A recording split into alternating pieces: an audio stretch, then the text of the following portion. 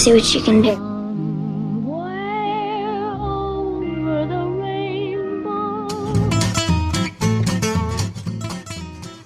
Rompre avec soi-même. J'ai découvert, on m'a fait découvrir depuis peu les travaux de Joe Dispenza. Joe Dispenza, c'est un très grand professeur, chercheur américain qui a étudié donc les neurosciences, la physique quantique, etc., les pouvoirs de l'énergie, de l'énergétique. Et donc, il a écrit ce livre, Rompre avec soi-même, et il a créé une méditation pour nous permettre d'accéder plus facilement à tout le concept qu'il explique dans son livre.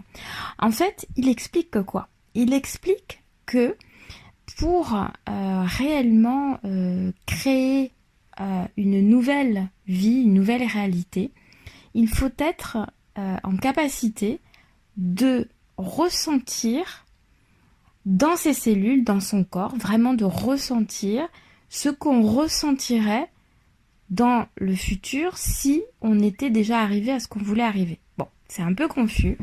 En fait, il explique qu'on a souvent tendance à revivre les malheurs ou les problématiques du passé et que ça, on savait très bien le faire et qu'on restimule en permanence nos erreurs, nos échecs, nos problématiques. Ça, on sait très bien le faire, mais par contre, on ne sait pas ressentir ce que pourrait vraiment être la vie de nos rêves. Je te donne un exemple.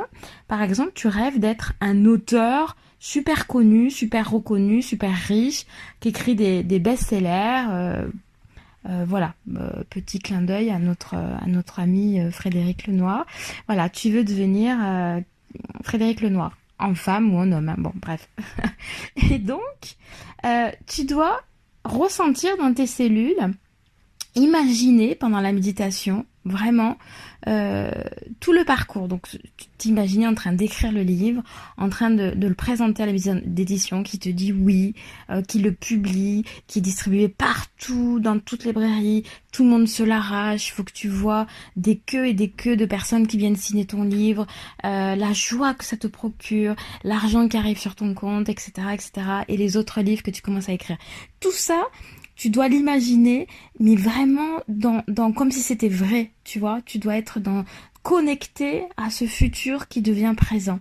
Et il explique que plus tu es imprégné par ces vibrations de réussite, là notamment on parle de réussite, mais ça peut être simplement de t'imaginer, je sais pas, par exemple là en ce moment tu travailles à Paris, enfermé dans une tour, t'en peux plus, tu rêves d'élever des chèvres dans le Larzac, mais tu sais pas du tout comment y arriver, bah tu t'imagines habillé